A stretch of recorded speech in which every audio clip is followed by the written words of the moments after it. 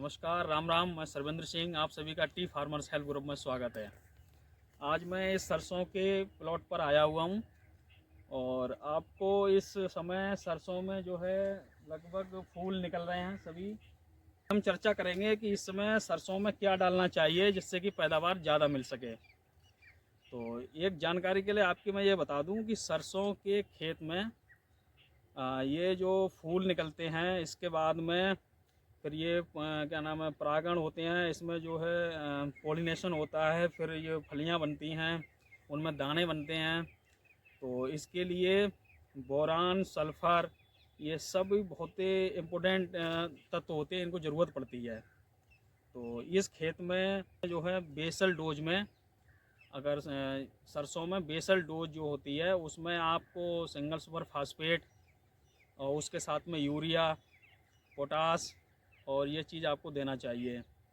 और अगर आप उसको सल्फ़र को नहीं दे पा रहे हैं तो आपको डीएपी, पोटास इसके साथ में थोड़ी सल्फ़र देना चाहिए खेत में। लगभग सल्फ़र जो है प्रति प्लॉट में प्रति बीघे के हिसाब अगर देखा जाए तो 3 किलो बीघा में सल्फ़र इसको रिकमेंड चाहिए ही चाहिए सरसों में। वो इसलिए चाहिए क्योंकि जो सरसों में जो फलियां बनती हैं तो सरसों के दाने में 1.2 लगभग सल्फ़र की मात्रा होती है। तो 1.2% जो सल्फ़र होता है तो अप्रोक्स ऐसे मान के चलिए अगर 1 कुंटल पैदावार हमारे खेत में अगर सरसों निकल रही है तो वो ज़मीन से लगभग 1 किलो सल्फ़र को लेता है। ज़मीन से पौधा दाना उसमें आती है सल्फ़र। जब वो सल्फ़र की मात्रा उसमें आती है तो इसलिए हमें सल्फ़र इसमें सरसों में देनी चाहिए। और वो इसलिए भी देनी चाहिए कि सल्फ़र से हमारे जो तेल की परसेंटेज थोड़ी बढ़ती है। अब कुछ लोग ऐसा भी है जैसे कि मान लीजिए हमारे खेत में एक कुंटल सरसों है, उसमें 30 से 40% तेल की मात्रा होती है। अगर सल्फ़र जिसमें नहीं डाली है तो उसमें कभी कभी क्या होता है कि ऐसा नहीं है कि उसमें 10% ही तेल मतलब आ जाए और उसमें किसी में जिसमें सरसों में सल्फ़र पड़ी है उसमें 40% से ऊपर पहुंच जाए। तो अमूमन क्या होता है कि सल्फ़र जब खेत में पड़ेगी तो परसेंटेज 2, 4, 5% ज़रूर बढ़ता है, इंक्रीज होता है, इसलिए सल्फ़र देना चाहिए। अब ये इस खेत में जिसमें मैं खड़ा हूँ उसमें आपको single super phosphate, urea, potash इसका प्रयोग किया गया है। तो आप देख सकते हैं कि पत्ता कितना चौड़ा है इसका। इसको दिखा दीजिए, देखिए थोड़ा पत्ता कितना चौड़ा है। यहाँ से आप देख सकते हो कितनी ब्रांचेस इससे निकली हुई हैं, ये शाखाएँ निकल रही हैं। इसके साथ में सहायक भी शाखाएँ निकल रही हैं जिससे हमारा फसल काफ़ी अच्छा है। और इस समय लगभग जो है 55 से 60 दिन की जब फसल हो जाती है सरसों की तो इस समय दूसरा पानी देना चाहिए सरसों में।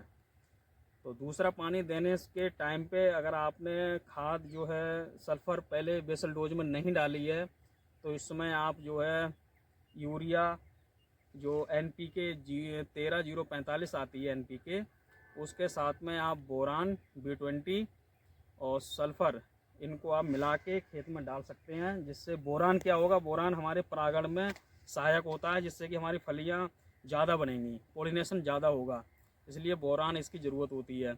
बोरान के अलावा सल्फ़र जो होती है क्या, जैसे ठंड पड़ेगी, ठंड में क्या होता है कि कभी कभी ये पौधा होता है सरसों का तो इस पौधे पे सफ़ेद पाउडर सा हो जाता है, वाइट रस्ट, सफ़ेद सफ़ेद पाउडर हो जाता है जिससे पौधा वहाँ से गल के और लास्ट में सूख जाता है पौधा।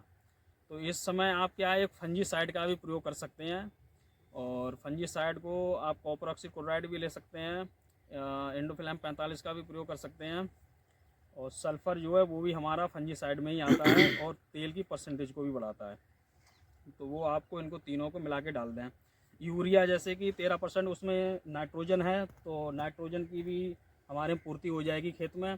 और पोटास जो 45% है, पोटास क्या है कि हमारे पौधे को ताकत देगा। सर्दी ज़्यादा बढ़ेगी, सर्दी में क्या है कि सर्दी बढ़ेगी, पौधे को थोड़ा पाला है कि इसमें जो रोग प्रतिरोधक क्षमता बनाए रखेगा पोटास, इसलिए पोटास की भी मात्रा इसमें पूरी हो जाएगी।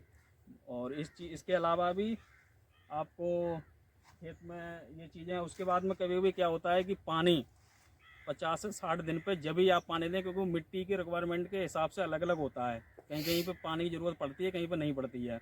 अगर आपका खेत में नमी है तो आप पानी को नहीं, थोड़ा लेट भी दे सकते हैं और खेत में अगर नमी नहीं है, सूखा मिट्टी है, तो आप उसको पानी देना चाहिए।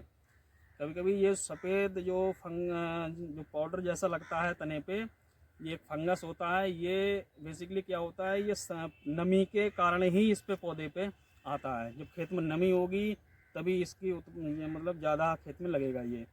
तो इसके लिए आपको फंजीसाइड का प्रयोग करना चाहिए, और फसल में इस चीज़ का तो आप ज़्यादा पैदावार ले सकते हैं। तो ठीक है, बाकी जानकारी अच्छी लगी हो तो वीडियो को लाइक करें, चैनल को सब्सक्राइब करें और शेयर करें। मिलते हैं एक नई जानकारी के साथ, तब तक के लिए जय हिंद।